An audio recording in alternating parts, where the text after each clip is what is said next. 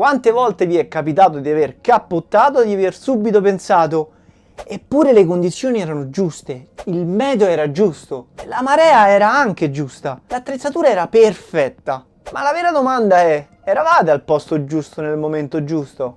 Ok, cerchiamo di fare chiarezza su dove e quando andare a cercare la spigola, così da poter avere più successo di cattura. La prima domanda da porsi è, qual è lo spot o l'habitat ideale dove trovare la spigola? Iniziamo col rispondere che la spigola è una specie strettamente costiera.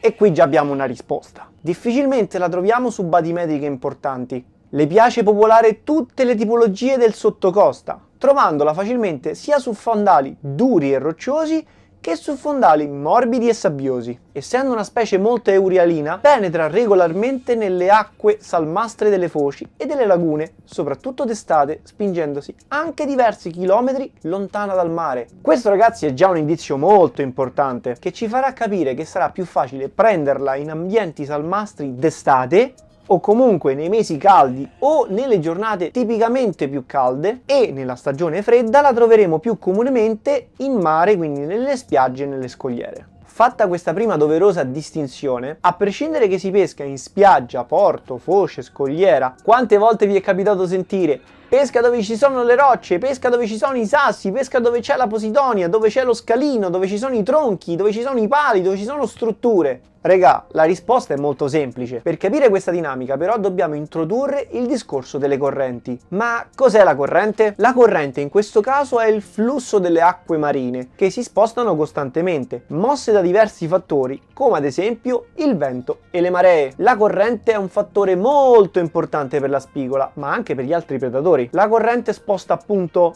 acqua che a sua volta trasporta microrganismi fino a che quest'ultimi si depositano dietro qualcosa. Ed ecco qui che entrano in gioco i nostri famosi sassi, tronchi, strutture varie, eccetera, eccetera. Quando questi sedimenti e microrganismi si fermano dietro ad un ostacolo importante, si innesca quella che più comunemente è chiamata catena alimentare, perché i microrganismi attirano i piccoli pesci foraggio o i piccoli crostacei, che a loro volta attirano le nostre spigole. Ed ecco perché quando noi andiamo a pescare le spigole dobbiamo sempre farlo a ridosso di ostacoli che riescono a mantenere questa catena alimentare attiva. Ok, adesso andiamo ad analizzare velocemente qualche scenario. Partiamo dalla spiaggia, ad esempio. Quando proviamo ad insidiare la spigola dalla spiaggia, la struttura che più comunemente possiamo trovare, che cos'è? È lo scalino, che appunto durante le mareggiate si accentua notevolmente, creando anche dislivelli importanti che permettono ai vari microrganismi e foraggio vario di sostare e di ripararsi dalle forti correnti generate. Il nostro compito è proprio di pescare in quel punto. Tuttavia, come si dice a Roma, non è sempre domenica. Potrebbe capitare che la spigola non la troviamo nel primo gradino di risacca, bensì la troviamo sul gradino della seconda o terza secca, che generalmente sono a 70-100 metri da riva. Diciamo che la regoletta funziona così: più il mare è agitato e più le spigole sosteranno lontane, perché appunto la forza sprigionata dalle onde e dalla corrente è troppo forte da permettere ai microrganismi, ai sedimenti, al pesce foraggio e ai predatori stessi di sostare nel primo gradino di risacca, perché c'è troppa potenza, il mare è troppo agitato. Così appunto tutta questa catena alimentare si sposta più in acque profonde, dove magari la forza della corrente o la corrente di risacca è leggermente più attenuata rispetto ai primi metri della spiaggia, e quindi ci rimarrà molto difficile avere i pesci a tiro di lancio. Cambiando spot e parlando della scogliera, la scogliera è molto simile alla spiaggia.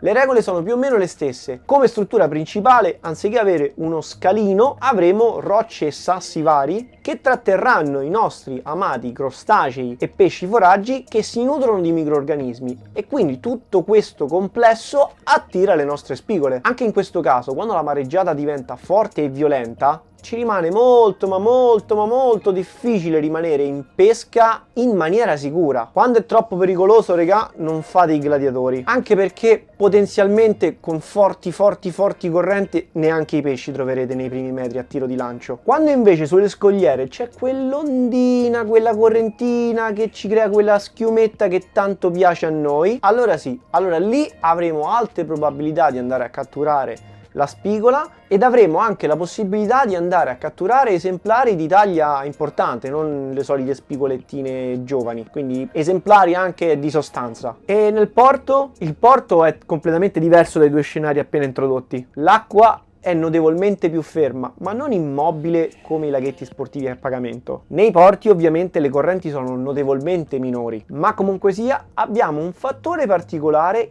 che genera movimento d'acqua. Di cosa sto parlando? Sto parlando in questo caso delle maree, che grazie all'alta e alla bassa marea sono in grado di creare un flusso di entrata e di uscita, quindi riempire i porti con più acqua e svuotare, prendiamola con le pinzette questa parola, i porti quando c'è la bassa marea. Difatti una delle parti più hot, quindi diciamo una potenziale strike zone del porto è proprio la porta di entrata, perché grazie al cambio di marea, quindi quando si creano i flussi di entrata se è una marea crescente o i flussi di uscita se è una marea calante, proprio lì all'entrata si generano delle correnti e proprio dopo l'entrata o l'uscita in base alla corrente si possono creare depositi di sedimento o microrganismi vari eccetera eccetera che comunque sia attirano piccoli crostacei, gamberetti e piccolo pesce foraggio e di nuovo fonte di cibo uguale spigola nelle vicinanze. Attenzione però a non sottovalutare le banchine dei porti, perché quelle sono proprio ricche di pali, corpi morti, rocce, sassi e sono la dimora dei piccoli crostacei, dei piccoli cefaletti e tutti noi sappiamo che la spigola ne è ghiotta. Sicuramente il porto è uno degli spot più difficili da affrontare, poco ma sicuro, proprio perché avendo delle acque tendenzialmente più ferme, quindi più calme, le spigole hanno tutto il tempo per notare l'innaturalezza delle nostre esche e quindi capire l'inganno. Quindi sarà fondamentalissimo affrontarle, approcciarle in una maniera molto light, finesse, naturale, ma soprattutto lenta rispetto ai due spot trattati precedentemente. L'ultimo spot, forse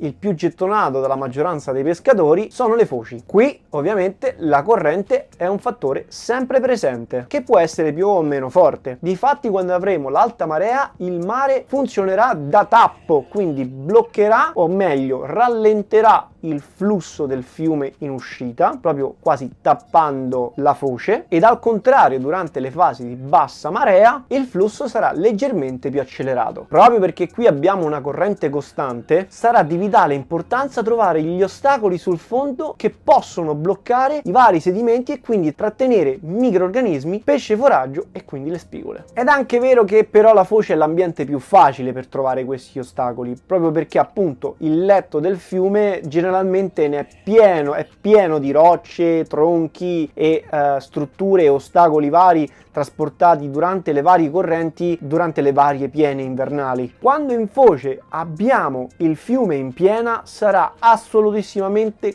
controproduttivo pescare al suo interno. Troppa corrente, troppi detriti, i pesci tenderanno ad uscire fuori dalla foce, quindi usciranno in mare, non stazioneranno all'interno del fiume e quindi viene da sé che sarà molto più opportuno andare a scegliere uno spot come una spiaggia o una scogliera, sempre se il mare non è catastroficamente agitato. Se ci troviamo in una condizione dove il fiume è completamente in piena, impraticabile, le spiagge e le scogliere hanno un mare troppo agitato per poter pescare, il porto sarà lo spot che ci permetterà di pescare correttamente, ma che dà la possibilità anche ai pesci stessi, quindi microrganismi, foraggio e spigole, di poter rimanere al suo interno senza dover lottare con le forti correnti presenti in questo caso nel mare, nelle scogliere o nelle foci.